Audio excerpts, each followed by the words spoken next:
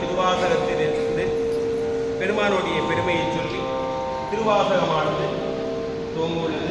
பக்தோடி மக்கள் நண்பர்கள் தயவு கூர்ந்து உங்களுடைய